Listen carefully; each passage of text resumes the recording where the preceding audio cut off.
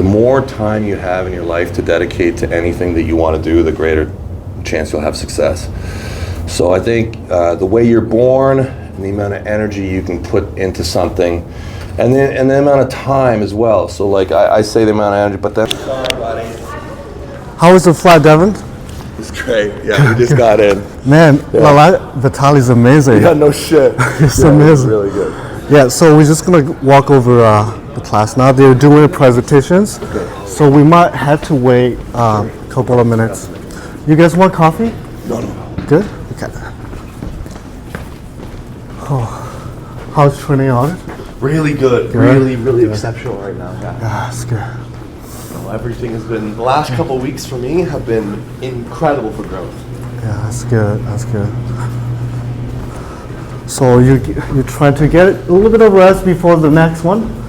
I mean, rest. I've never been so sore in my whole life. I think. Yeah, I know that much is so. Apart from Levon, that's probably the most difficult. Yeah, this will be. Especially on the left. Yeah, but this match here, like the right one coming up, I think will probably be my most difficult winnable match, you know? Yeah. Like Levon is really tough. Vitaly's super tough, but you know, I think this is probably in most people's eyes like a 50-50 match, so. 50-50. Yeah. I think it's more than that. But, you know, your right is much better, right? It is. I think. And Vitaly's left and right is probably his right is more closer to each other than yours. Closer. Yeah. But his right is still probably better. It's structurally larger, you can see it, so. Yeah. And measurably, he's got some exercises in his right that are better as well, so. It should be real good. Yeah. You know, today I'll start again, slow start, but. Yeah, you should give yourself maybe a few days. Or maybe 1 or 2 days. Yeah, I'll start training today. It'll be very easy. So we're just, just kind of going through the motions, and I'm gonna readjust my training program. So I'll kind of just get the timing and everything down for that. Yeah. And then it's gonna be like I'm gonna train hard throughout the process, but I'm gonna be doing a reduction in volume basically all the way to it. Like okay. Yeah, like I'll be going my hardest. That's important. It's important to show up fresh, right? It's so important. Yeah. So we're gonna turn left here. So this is an exercise physiology class? Yes. So I don't teach the class, but it's mostly studying human performance and how can you get better in sports, basically, from the scientific perspective. Okay. We know a little bit about that. Well, you guys are at the top. So anyways, the class is just gonna be there. Andre's gonna grab us, so we're gonna wait in the other room for a little bit. If that's okay with you guys. Yeah. So I just have my stuff here for now. Yeah. So, is this going to be like a kind of Q&A, or do you want us to kind of lead the thing? Or I think they've prepared questions. Okay. That's what I think. Yeah. It's also part of their assignment. Okay, good. To learn from you guys, basically, and that's why I think Aldrash want you guys to come. How long is it? So I believe this is a 3-hour course, and they start at 8:30. Okay. So we have 30. maybe an hour and a half Okay. or 2 hours. But Great. it's up to you guys Yeah, how much time you I was can just commit. curious, Yeah. Just so I knew how long I should format my stuff. Yeah. I think they will do introduction and lay out what to do. The step by step until the end. Thank you, Bert. How are you doing? Good. I'm in the ready process. I'm finishing my thesis, so I'm nice. excited. Yeah, it's been a long road for me, but May I should defend my thesis. Wow. Yeah. What is your thesis? So I study proteins. My project is focused on inhibitors. So we know that there are proteins in the cells, and some of them they're known to be involved in diseases, proliferation, tumors, the growth of tumor, they're responsible for this. So basically my project is to really discover peptides, which is a small fragment of a larger protein that's able to interact with the enzyme or protein that we know to be involved in diseases. And my job is to really find peptide that it's able to inhibit the activity of those proteins. Yeah, so basically instead of activating the protein, make the protein work, we want to stop its activity or its job in the cell, its normal job in the cell. Inhibitions of proteins. Yeah, yeah. So if we know a protein that is not good in our body, yeah, so Interesting. yeah, that's the basis of my project. Cool. Yeah. So, And then when you're done, yeah. will you stay here in Ottawa? I don't know yet. So I enjoy teaching. I enjoy research. They really want to see whether I understood what my project is about. Yeah, whether I'm able to think critically and to think as a scientist. Basically, that's the main thing for my project. Yeah. Incredible. Yeah. Do you have to really rehab your left? My left. A lot. For the next few months, guess a lot of rehabbing. I'll probably. What I'm gonna do is I'm gonna strongly just shift focus to the right, and you know, the left will probably move to like a party arm mindset again for like the next little bit. I won't be surprised. I'll do my rehab, but in no way is it gonna get even attention for the next 6 weeks. Like I'm gonna put really everything into the right side, just the focus, everything. I will make sure that my left gets healed up, which is rehab on it. I didn't blow anything. It's just muscularly, massively. I've never been so muscularly. So Yeah, such a tough match. It is. Tough match. It's a tough match, but I mean, he's world champ. You know, like for a good reason. I think that he might be the best lefty that I've faced in my career. I think he probably is. Like I think so. I think he's probably better than Dennis was, and I think he's definitely better than Travis was. And yeah, Vitaly is a very good opponent because he's very offensive. You know, he's very, very offensive. I think, quite honestly, the guy with the best chance to beat him is Camille. And, you know, Camille did okay. Oliver.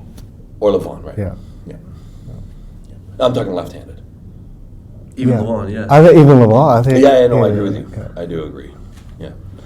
Yeah, he's saying he's not coming back now. But Yeah, I think he's really wanted to pull you. If it was you, he'd do it. If not, whatever. Yeah, it's too bad. It's too bad. It's too bad. Man, that would have been so good. Yeah. How do you find? I feel like you have been arm wrestling a lot. Is it? I don't know. I mean, for you maybe it's different, but I think for a normal human being, arm wrestling that much before a match or the workload and then the amount of time you're at the table. You think it contribute to anything like the strengths? So I think that you know, this entire preparation has really had, you know, undertones of the focus of the match in April. You know, like this has been like a 4-month really focused period that hits its peak in April, and we had like a mini kind of peak that happened last weekend where, you know, I kind of kept on going with my right side and, you know, kept training throughout on the right, you know, and just kind of rested, you know, my left side for like half the time. But it wasn't like a full, proper period. It wasn't done perfectly in many ways. Certainly the volume and the taper wasn't done perfectly, but really it's tough to do kind of 2 peaks for kind of one overall kind of, like if you have one big peak at the end, it's difficult to hit that middle one perfectly. Yes, I agree. You know, when you know, you could do better on it, but then you would maybe take from the one at the end. which I didn't want to do, so I didn't give my body, full rest. Like I never stopped training on the right, so. But I think I was in really good shape. I think, it was just like a 95 instead of 100 kind of deal. Yeah. I think the bottom line is just my left is just not at that level.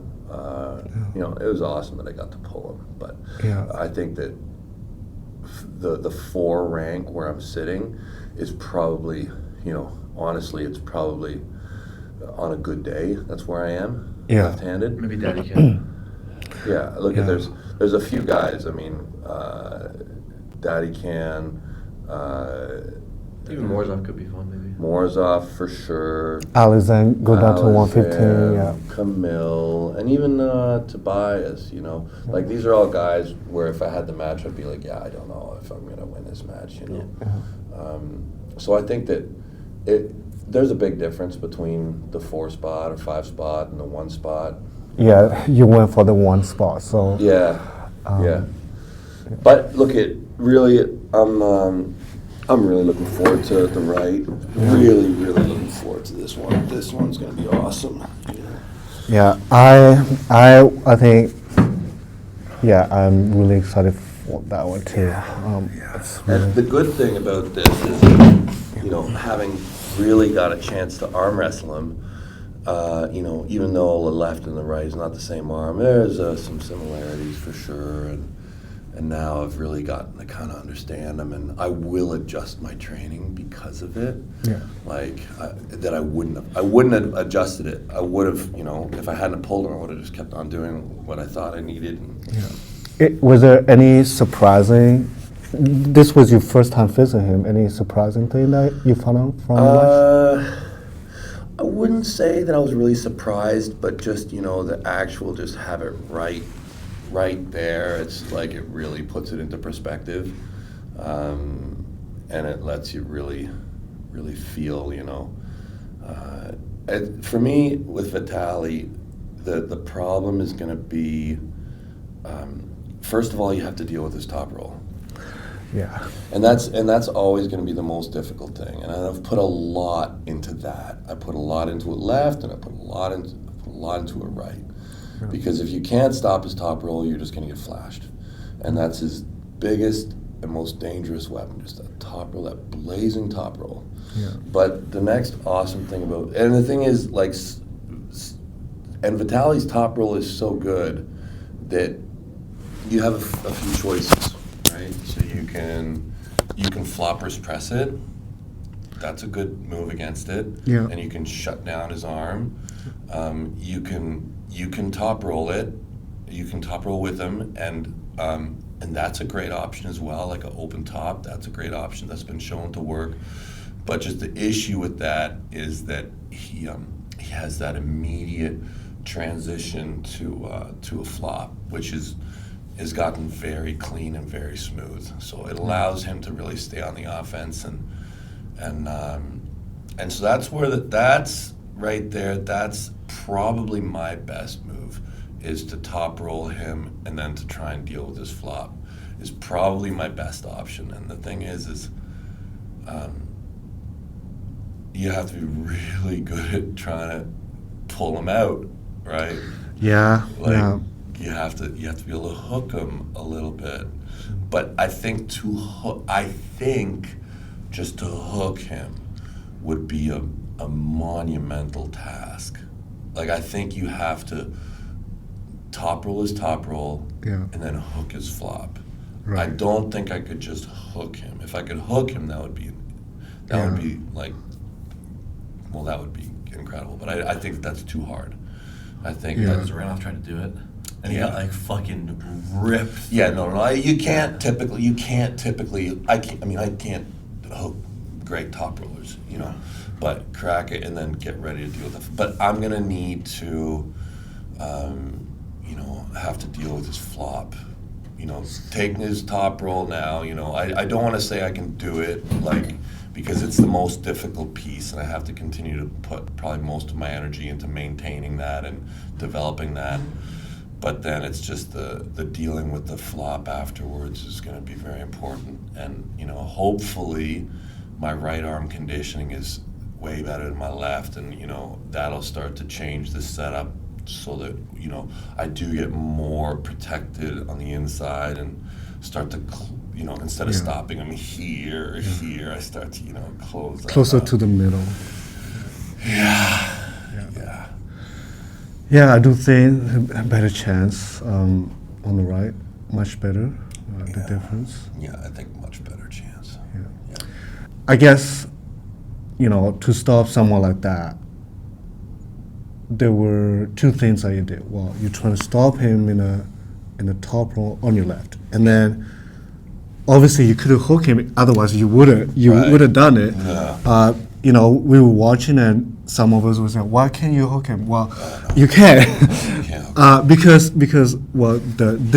this movement is very important for hooking. And if you don't have it strong enough, you basically have to let go of your hand out of the equation, basically, to kind of slow him down to stop him. So, yeah, very little options. Yeah, and so when we opened, I was like right away, even when we slipped, I'm like, okay, I feel his fingers, I feel his wrist. I'm like, okay, this is good.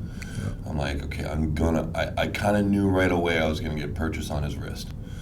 And round one, I thought pretty decent stop, and then just so much follow through where I couldn't really regroup any position. Like he was making with every surge, his advances were greater than mine, and I'm like, okay, well, so I was trying to think, oh man, what am I gonna do now? Yeah.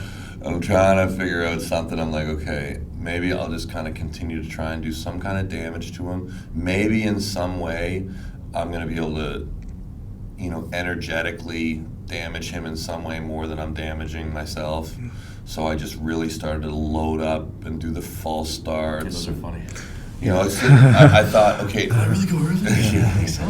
We were hoping that you will tire him out. That's what I was hoping too. Yeah. I was just, I told Matt, I'm like, I'm not gonna start until I'm at my foul limit. I'm like, try to push it as far as I could, just to energetically put the most into him. And honestly, I think that it was not really working. Like we were probably pretty even, and honestly, he was maybe even making bigger strides than I was. So that wasn't really working, but I kept on that strategy. And then I think my best moment for capitalization was when I did my first press, because I think it did catch him by surprise. Oh yeah. I don't think he was expecting that, and I was so worried. I'm like, fuck. I'm trying to do my stance, and I'm like trying not to show it too much, and I'm like, he's got to know. And I think he like halfway knew. Yeah. But the first time I got it in was. Yeah, it fell. Yeah. No, you would have pinned him if it didn't fall. Yeah. I would have got that one, but he was good. And then once he kind of saw that, then he was able to make adjustments and just turn me out of it quicker. And more World Cup heavy. Yeah, and look, I really had those two choices. I could King's move, which he was kind of ripping through more and more. Hey guys. Hey, sorry for being late. No worries. Yeah. How's it going? Hello. I love strength in all forms. My whole life, I think it's cool. I love lots of, not just strength. I'm a big fan of performance, but I've always loved strength in particular. And when you arm wrestle, you really get to feel and express your strength in a very safe way. Like, so we can fight each other and we can express our strength that way, but one of us walk away really hard. But if you arm wrestle super hard, typically it's just, you're good. Yeah, so very low risk, high reward in that sense. Yeah. Can I just ask you, your grandmother? I mean, that was just never a route I would have expected. I know, right? Like, well, why is she into it? My grandmother reportedly was the Alberta champion. Get out.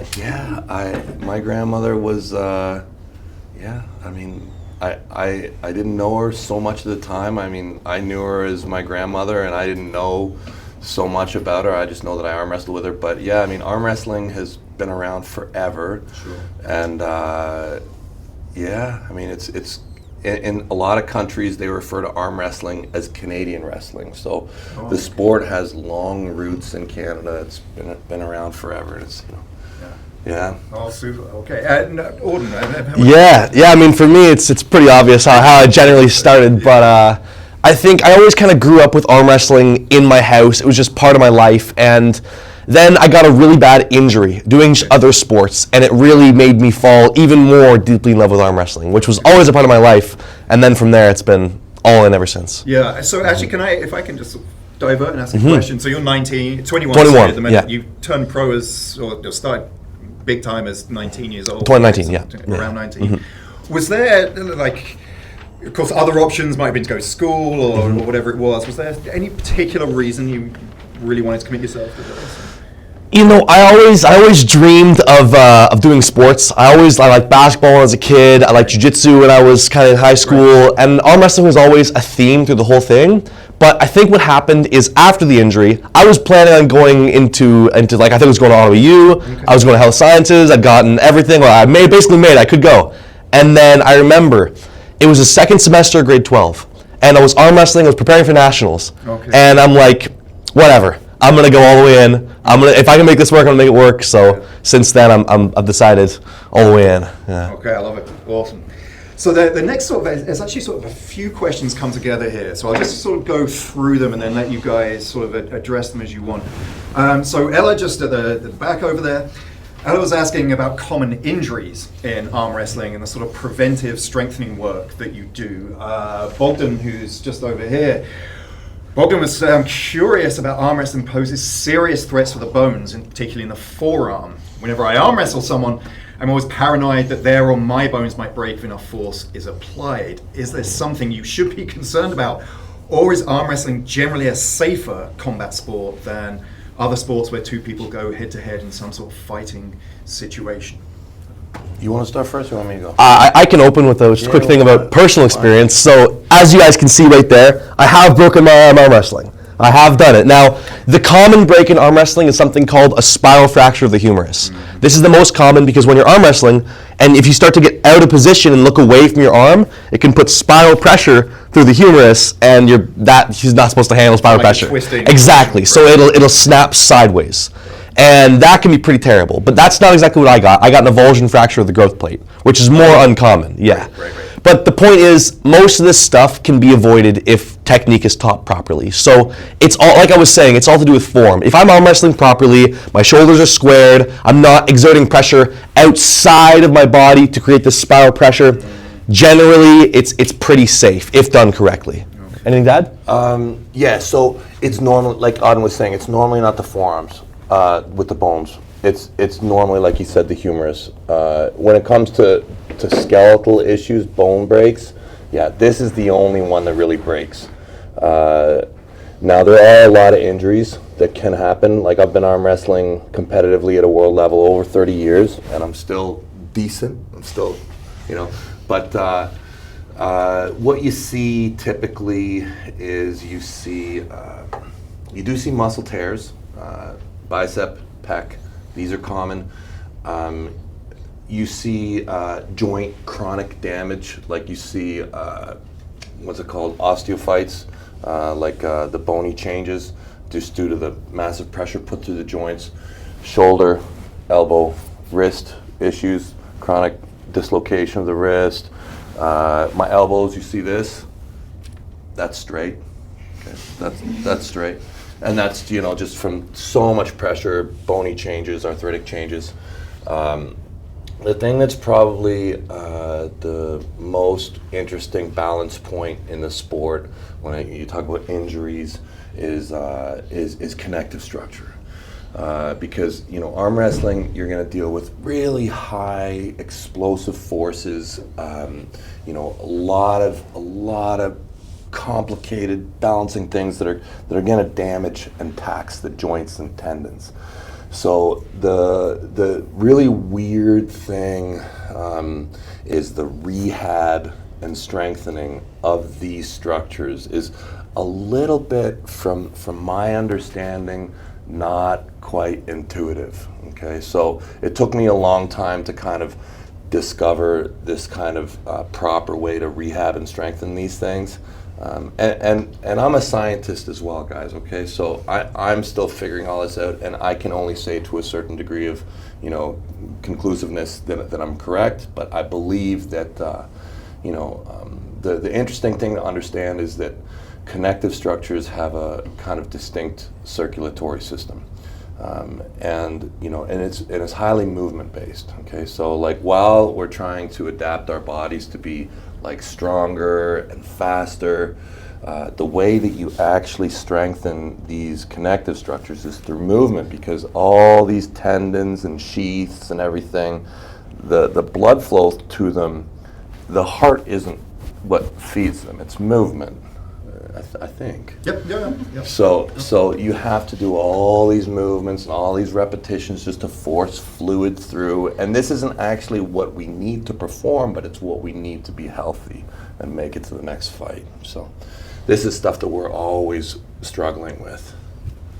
And that actually segues really nicely into Julia's question, which was about stress on tendons and joints, and how you, given the amount of pressure you're exerting on them half the time, how you avoid constantly sort of getting injured. So actually, Julia was sort of asking, how has your training changed over the years in the context of trying to sort of protect and strengthen your joints?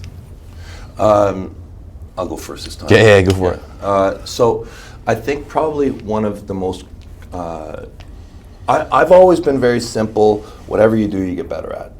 This is kind of the way that I've tried to construct all my training. I've just looked at what is my job, what do I need to do, and what are the parts of that, and then that's how I get better. But one of the things that I always heard from like old arm wrestlers, like when I was young, when I was Auden's age coming into sport, they'd all say, "Oh, it's a tendon sport," and I'd be like, I couldn't really understand what that meant. Because I'm like, well, tendons, whatever. I mean, like, it's the muscles that are doing the work here. What do I care what my tendons are? Until your tendons fail, until your tendons are screaming at you, and then you're like, okay, there's an issue here. Okay, so one of the most important pieces that I've ever watched, and if you guys want to see an incredible video, it's called Strolling Under the Skin. Beautiful, beautiful video where they take microscopes and they go in and they look at the circulatory system, and and it tells me that movement is just so important, and I think that even at 50 now, like, I try to incorporate so much movement into my practice. Like, just the simple act of moving is the same as feeding.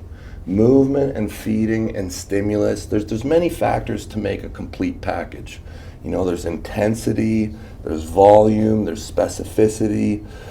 Movement is like breathing. Movement is what feeds all the structures that require circulation that the heart can't get to. Very, very important. Very important. Movement. And Auden does. Quite honestly, guys, so like Auden has grown up in this house, okay, where he's seen all my experiments coming up, and I have to say that my 50-year-old brain, has gotten a bit slow, but Auden, being younger than me, has picked up, most of what I've learned, and he's got a fresh mind, and I find myself actually following a lot of what Auden comes up with now. So he has a lot of really great ideas, and he sees things from a very fresh perspective as well. I think one more thing to add on that is, like you were asking about the tendons and how you're able to manage the stress, often you can't at the start. That's why a lot of arm wrestlers, when they first start, the rate of quitting is very, very high, because you just cannot manage this level of stress. These tendons take a long time to adapt. That's why when he talks about movement, we're talking just extreme volume over a long period of time, and that causes the tendon and joint adaptation that you need not to be breaking every single day. Because if you push it too hard at the beginning, that's when you get hurt, and that's when you're screaming in pain for weeks in your bed and can't move. It's a very common thing. So it's just really, it's volume over time.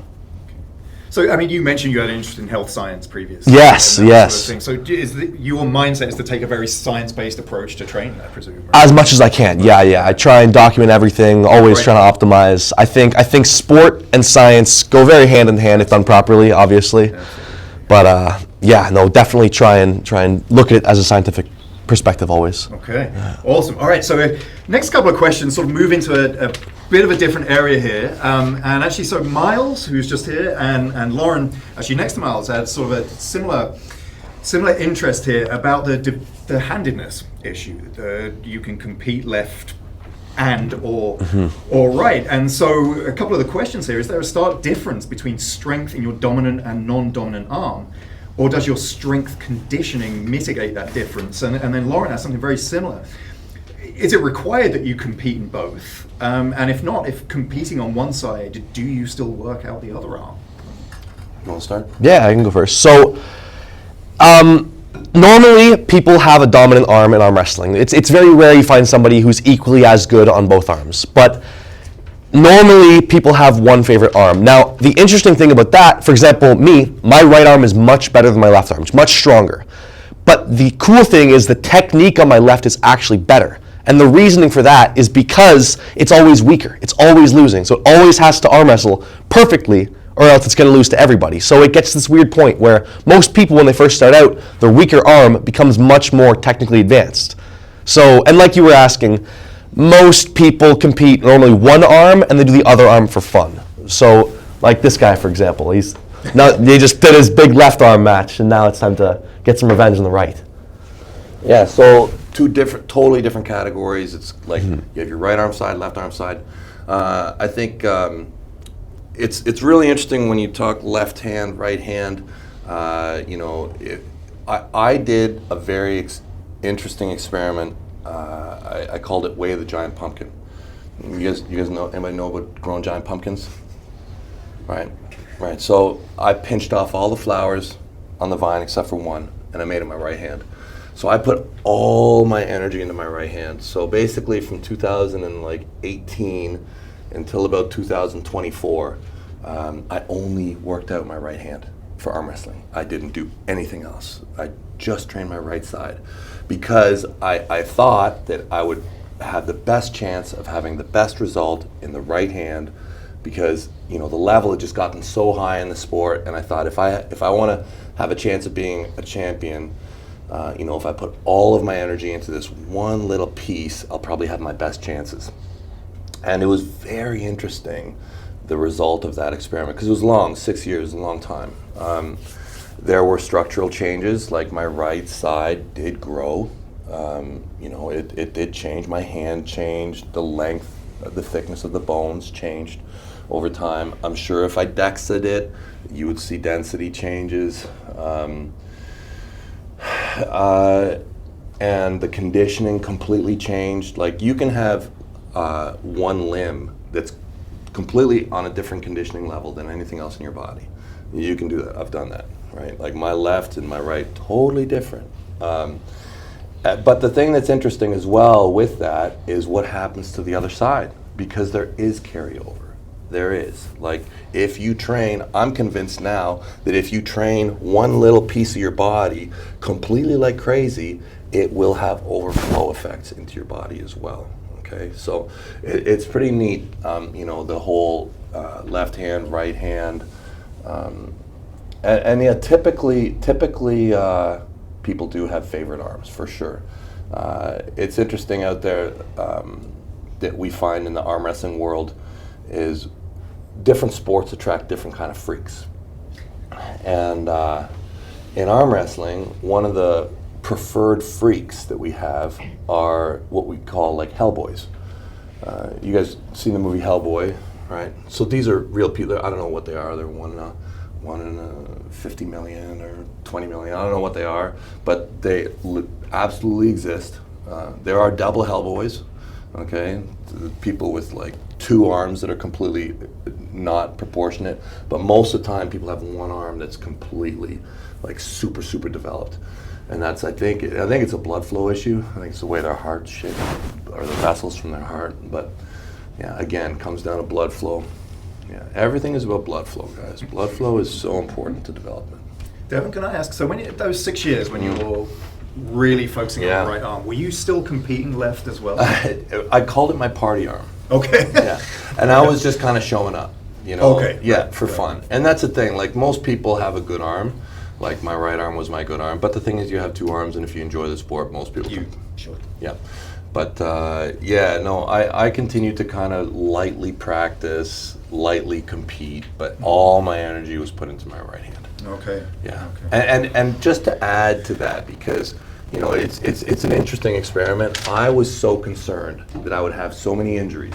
I was so worried going into it that I was going to screw up my back, you know, become all unbalanced and all screwed up, and none of that happened. None of it. There was no extra level of injury. There was no. I wasn't hurting my back anymore, or less than normal. Completely irrelevant. Completely. Interesting. Yeah. Okay. All right, so a couple of sort of moving to a slightly different area here. I'll introduce Mira over there, if you have a wave, and Erin just in front there, both sort of asking something fairly similar about what pre-match preparation looks like. When you're preparing for competition, you know, in terms of things like nutrition and the amount of exercise you're doing leading into the competition, and how's this changed since you sort of started? You want to start? You can lead off. if Okay, you want. so there's a lot there. That's a big question. You know, training and preparing for a match to peak at a certain day, that's quite a process, right? There's a lot of considerations. Is it a weight category? Like, are you cutting a weight? Because if you're cutting a weight, then there's an entire cutting process, which is a little bit complicated. But let's leave that one for now. If you guys want to touch on that, I'm happy to do it. But let's just say that it's an open weight and you're just trying to be as strong and as capable as you can be for a day. The thing that's interesting is, you know, you can do that, right? Like, so we're all like at a level, and hopefully we're slowly getting better, working towards something. But when you have just a certain date that you have to be awesome at, then you're peaking. The whole thing is you're peaking for an event. And so that is kind of neat, because the longer you have to train, the longer you have to taper. And so much of what peaking kind of revolves around is exercise volume. You get your body used to doing a lot of work, okay? So let's say your body can handle, say, 80 units of exercise for a week. Let's just say that. Okay, so you're gonna probably run it at like 100. Okay, so you're pushing your body more than you can handle. Okay, so your fitness, your perceived fitness, will actually go down. You will actually be measuring maybe even a little bit weaker than you could be. Okay, but the whole reason why is so that, you know, you're pushing your body to try and acclimatize, adapt to that level of work, so that when you cut the workload, you have this massive supercompensation. Okay, and the longer you can stay below the line, the longer you supercompensate. So, you know, if you have like an event that's 6 months from now, you can train hard for like 4.5 months and basically have this long, restful taper of like 6 weeks where everything is easier, you cut your volume, you increase your specificity, and you just focus on health, and then you have a super peak. Most of peaking revolves around volume. Mostly after you compete, you move to non-specific, so you go back to, like, you know, say your sport is arm wrestling, you could go back to like training your whole body, doing other sports, do yoga, whatever. And then as you get closer and closer to the event, you just cut, become more specific. This is very standard flow. Yeah, you want to add to that? I mean, I feel like you covered most of it there, yeah. Was there some, like, what did they ask about the preparation before the match exactly? Yeah, sort of. Actually, one of the things that came up was from the nutritional perspective. Yeah. How you approach that. Yeah, so I would say generally nutritional aspects of it have a lot to do if you have a weight class. Like, Okay. yeah, so if you don't have a weight class, you're just trying to eat as much protein, carbs, and fat as you really can get into you. Like, you're just trying to get as big and as strong, always be in a surplus as much as possible if you just only care about strength. Right. But that changes significantly if you have a weight class. Sure. There's for sure more we can add, because the whole tournament preparation is very intricate, and you guys talked about mental stuff and everything, and nutrition. Like, so I think that day of competition is important. Like, I think probably most people will agree that they want to compete on basically an empty stomach for the most part. Most people don't want to be having a lot of food in their stomach when they compete. So normally, like day of competition, you're looking at very simple carbohydrates, very slowly and evenly spaced. Like normally when I compete, I'm basically drinking top for like the last 8 hours and like eating chocolate bars. Just because I don't want to spend any energy digesting. I want to be very easy and just keep my blood sugar good, and I find that drinking pop and is just super easy, and it gives me all the sugar I need, which is really the only thing I really care about for competition day. And hydration. A lot of people, when they think about hydration, hydration is super important, but hydration is super important when you think about salts and the minerals, right? Like, you need to really, when you're consuming fluids, when you're trying to get strong and be able to perform well, you have to up your salt probably more than most people think that you should. Like, to have 5 or 10 grams of added salt in a day is no big deal, and it's probably very beneficial when you get close to competition, or to do with any kind of strength or performance. A lot of salt, and that makes you hold water, and holding water is very, very important. I don't know if you want to touch on the weight cut stuff, because this is a big part of a lot of combat arm wrestling sports where they have weight categories. I don't know if you guys want to touch on that. Yeah, sure, absolutely. Yeah. Okay, so it's kind of neat, in a lot of combat sports, arm wrestling no different, we put these categories. Okay, so whatever, you compete in the 100 kilo division, 80 kilo, and most of the time, those weigh-ins are 36 hours or so before you actually compete. So basically, as soon as you have this, those are the rules. So everybody, wherever there's a rule, people do everything they can to maximize everything within the rules. So I have to step on the scale and weigh 100 kilo, 36 hours before I compete. So people are typically at a minimum, if they're doing it properly and professionally, minimum 10% of their body weight, minimum. Okay, so what that looks like is you're gonna change your diet, okay, because you will cut a ton of weight by just reducing carbohydrate. If you just don't eat any carbohydrate, you can keep the same calories, exactly the same calories with fat and protein, and just stop eating carbohydrates for 5 days, and you're gonna burn off all your glycogen. And for somebody my size, that's 15 pounds, easily. And that's nothing really happened except for all the gas tank is gone. And then you do some salt manipulation. So you can, your body's always trying to get towards homeostasis. So if it has too much of something, it gets rid of it. Not enough of something, it holds it. So a week out, you're eating lots of salt, and you're starting to up your water. 5 days out, you cut your salt, and you're just blasting water. As much water as you can get into your body without getting diarrhea, which is your concern, right? You drink too much water, you get diarrhea, and everything is for nothing, okay? But as much water as you can, and what you're doing is, so you're trying to get to a level where you're gonna be able to be comfortably dehydrated, okay? This is the whole reason why you're drinking all this water.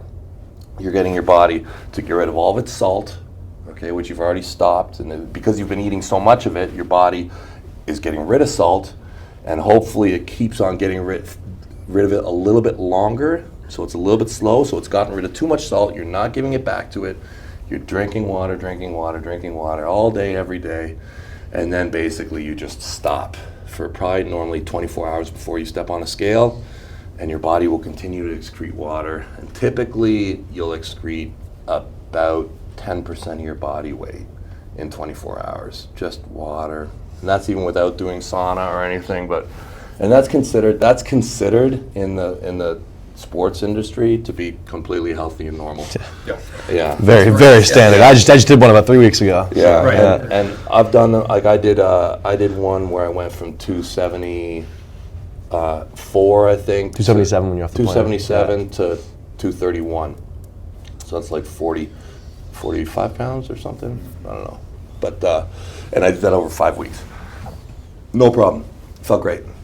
I didn't have to sauna, didn't have to do hot baths. But yeah, and then it's amazing how fast the body reabsorbs. Really, like you can, with high glycemic carbohydrate and salt and water, you're basically fine in like 8 hours. Doesn't take long. Yeah. So I just have to, because I don't know if any of you guys have another class to go to, so we're actually at the end of our class time. So those of you that, if you do have to leave, please feel free. But are you guys happy to stay a little longer? Sure, happy to be here. Sorry we were late. Okay. No, not at Yeah. all. I just want to make sure, like, I can't make them late Yeah, for yeah, of course, other of course. classes or whatever. So the next set of questions are about strategy. And so I'll put Morley and Anton back there. Both had sort of similar related questions to really, I guess, to what extent is success determined by that mental strategy as opposed to just your sheer strength. And indeed, Morley had, basically a question. I was wondering how important is technique compared to pure strength? Can you have one without the other and be successful? I mean, you definitely can have one without the other. There is times when you have an arm wrestler who, compared to the best arm wrestlers, their technique is very flawed. Now, you always do need to have a certain level of technique to make any level at all. But at one point, you can just be strong enough at doing that, and there's nothing the guy can do. Okay. It's at the highest level, though, if you really want to be the best, very likely you need to have a good balance of both strength and technique together. And like you guys were asking, the preparation for the match and the strategy going in is very, very important. Every arm wrestler arm wrestles slightly different. There's different styles. There's ways to bend your wrist, ways to angle your shoulder that can only really be beaten in one particular way. So it's very important you do your homework on your opponent and you can adapt your style before so that you know how to properly take them down. Maybe normally you're like a top roll guy and you like to pull them away from their body. But this one guy can get on your arm really hard, so he's going to open you if you try that. So you need to switch your style and try and jump in and get them in their arm or something like that. And just, it's very important that strategy is planned before as well. I think that you can compare arm wrestling to any kind of fight sport. So like judo or boxing or jiu-jitsu, and it would be a very similar answer. You have to be very strong and you have to be very technical, and they work together, and they multiply each other. The stronger you are and the more technical you are, combined makes your full package of how dangerous you are. Strength is a massive capacity. It's a massive attribute in combat sports, and arm wrestling, yeah, it's so important. And all the world champions are tremendously strong, but they also have very good technique. You couldn't take, some guy, like you couldn't take world's strongest man or the #1 power lifter in the world, who have, incredible strength, the best CrossFitter, the best Olympic lifter, any of them. You couldn't take them into the sport and expect them even to win even a provincial title. They wouldn't be at that level. They would be beaten by, people far, far beneath them in terms of, genetic strength and because the technique really does matter. Yeah, I've always found, just as a way to describing it to people, if you come into the sport of arm wrestling as just a regular person, and if you dedicate like 4 or 5 years to the sport, you'll pretty much beat anybody. Like really, it could be like a tremendously strong person, but if you've practiced for a few years, you'll beat anybody. Yeah. That's very cool. Are you able to share your sort of strategy? Obviously, you had a huge match this weekend. Sure. Are you able to share what your strategy was going in? Well, yeah, I mean, my strategy was to win, but I didn't Sure. get it. So, I mean, my strategy, well, it didn't work, Devon, but, it was a world title shot this weekend, which, I lost this one, but I see him again in 6 weeks, on my dominant arm. So that's really what the whole thing was about. So I knew. So I don't know if anybody watched the match or whatever, but anyways, this guy he's the current world champion, big Russian guy, like 6'8", 6'9", about 340, very, very good, very complete in the world of arm wrestling. So in arm wrestling, there's inside arm wrestling where you're coming forward, there's outside arm wrestling where you're attacking the hand, and all sorts of intricacies, in those systems. And I thought I could maybe take his hand. Anyways, it's basically everything failed. So, I exhausted all my strategies, and I feel like I was run over by a tractor.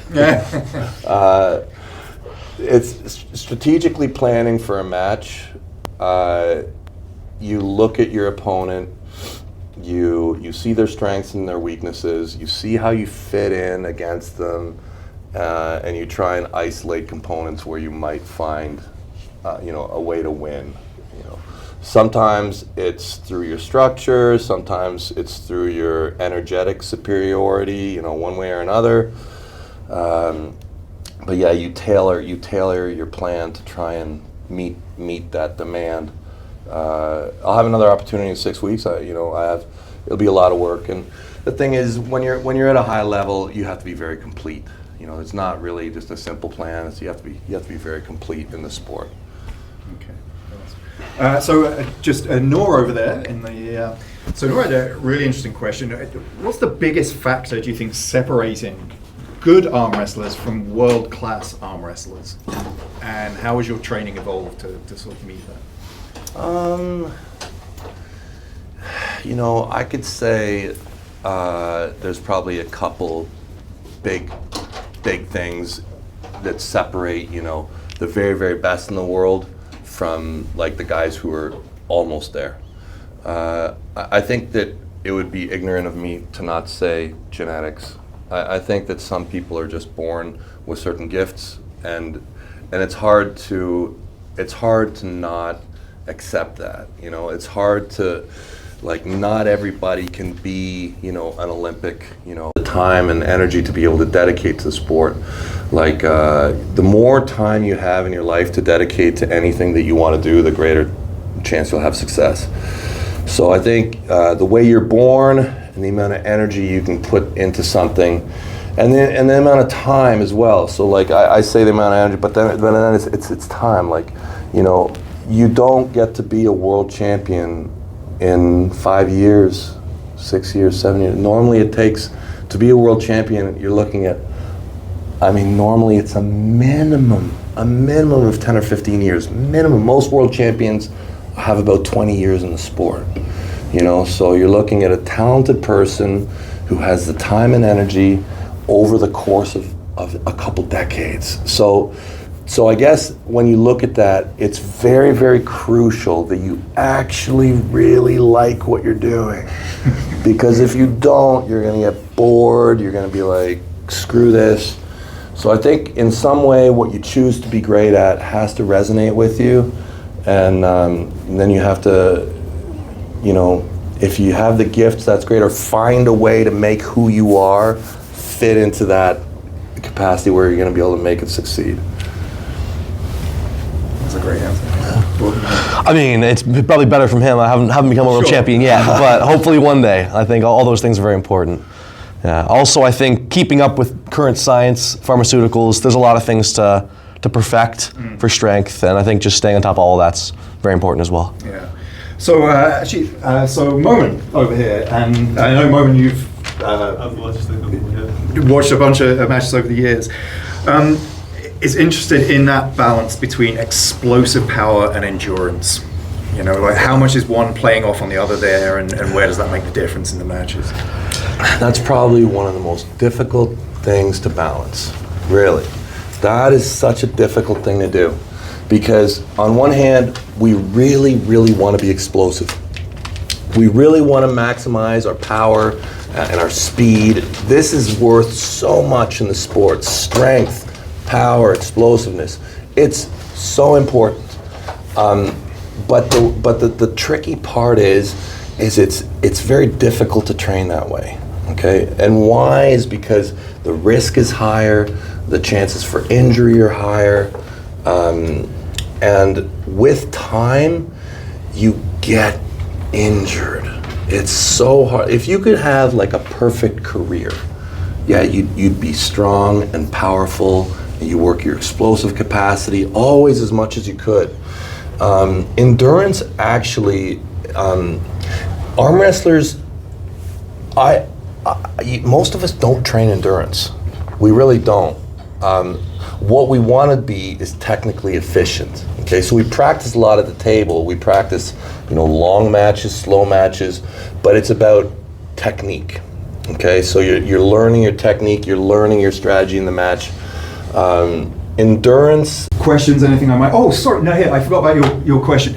Now, here at the back there, and because you saw, I think I glossed over it because you kind of touched on it earlier, was just wondering in terms of injury, what was the worst injury you guys had experienced whilst direct? It's that one, but this injury has actually helped me significantly. Because this injury area has just thickened up because the stress on it. It's like I've gotten scans before, and you can see this bone right here is way more dense than the rest of my bones, and it never causes me issues because this is a very common spot. You have pain and you have like reoccurring small injuries. I never have that issue on my right, and it's always present on my left. So I'm very happy for this injury. Yeah. I've blown stabilizing ligaments, like the ones that hold the ligaments in place, or tendons in place. I've blown those in my wrist. I've blown my bicep. I've blown ligaments in both my elbows. I've hurt a lot of places, but for me, the worst is the chronic inflammation of my elbows, which have led to arthritic changes over the years. This is the worst one. Just the chronic accumulative damage of the joint, which has led to a loss of range. Yeah, that's the toughest one. Yeah. That's interesting. Anton. Just a random question. Do you guys train forearms too?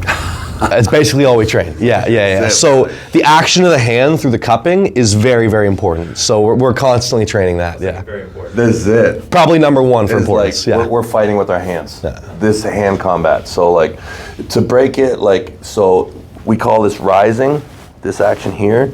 This, we call this cupping. We call this pronation, supination, grip. Those things are probably like pretty much all I train. That's it. Yeah, I do other things, but that's like 90 to 95% of when I go to the gym, what I do. Those movements. Yeah. On a similar question about training muscles, I was kind of curious about whether training things like core or lower body is of any importance when it comes to arm wrestling, or can that be neglected? I mean, we've talked about that, and the theory is health is always good. If you're strong in certain spots, it'll transfer. Strength is nice. Having massive imbalances is never good. But as for importance, you're never really in a match and you're like, man, I wish I had more core right now, or I wish I had more legs. It doesn't normally happen. So the thing is, though, people do blow weird things in your legs sometimes. Like this guy, Matt Mask, he seems to always blow things in his legs when he's arm wrestling, which shouldn't really happen, but it seems to happen. So there's a correlation between being all around strong and doing that, but no, it's important, this part, really. Yeah, we spend like basically all our time here, but the truth is that especially at high intensity, when things are happening really quick, the whole body needs to be one thing, and it's interesting, hard to explain, in some weird way. When you work this, somehow it affects this. It's hard to understand, but there's a lot of truth to that. Like there is a lot of truth to, somehow when you cross train and get strong in somehow it affects you. It really does, but we spend very little time doing that. Yeah. That makes sense. Yeah. I have like a completely different question, but basically about our Olympic dream. So everybody's talking about arm wrestling becoming an Olympic sport at some point, and with the growth of the popularity nowadays, it seems closer and closer. how close do you think is it, and how would you imagine arm wrestling as an Olympic event? Well, I think that it would be great to have arm wrestling in the Olympics, and I think that Canada would do great to recognize it as a sport. A lot of countries do recognize it, and more countries are recognizing arm wrestling now than ever before. A lot of countries currently recognize a system called the WAF, World Arm Wrestling Federation, and they tie their government to the results with that league. And that's great, and I think that WAF is the entrance into the Olympics. That's what I think, or the Paralympics, or whatever. I think that that's our way into that. I would hope that we would have less classes than the WAF. Like, I hope that the first year that we get to the Olympics, maybe we have 3 or 4 classes, just fewer classes, even if it's just one arm, I wouldn't want us to go there with the current WAF layout from, 50 to open, with 5 kilo all the time. It's too much. It's way too much. Like, if we had a lightweight, a middleweight, a heavyweight, and an open weight champion, I think that's plenty. But yeah, I think that the rules and the format, I think, are solid. I think everything's good. I think that the key to getting us there is government support and recognition, and anytime that can take a step forward, I think we're going the right way. I think we're doing really well with getting arm wrestling into the school systems. We have high school championships. There's a regional high school championship on the end of this month. I think this is the 4th or 5th year. 4th year, yeah. 4th year, yeah, and that's going great. And our hopes there is to have an across Canada high school championship within the next 5 years. That'd be amazing. If we can get into the universities more, that's awesome. But yeah, anytime we can get into any kind of government or school system, I think these are very important steps to moving the sport forward that way. Yeah. What would be your least, the move you hate the most? Would it be King's move, or? The move that I hate the most? I love all the moves. I think the move that I have the most, I love all the moves, and I really do my best not to hate on any move. I try to really accept all the moves and to understand them, and to actually love them, and to try and make them make me better.